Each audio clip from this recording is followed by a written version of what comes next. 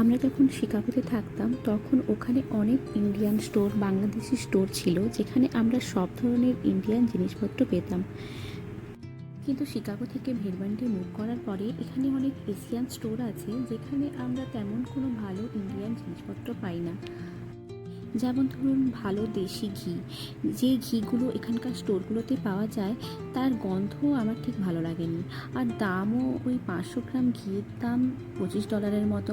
তাই আজ আমি বাড়িতেই ঘি বানানো ট্রাই করলাম।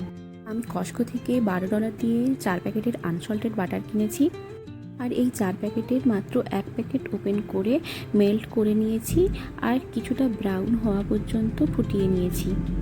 ঘি কিন্তু একদম রেডি হয়ে গেছে। এবার একটু ঠান্ডা হওয়ার পরে আগেরই একটা ঘিয়ের কাঁচের জার পরিষ্কার করে ওটাতেই স্টোর করলাম।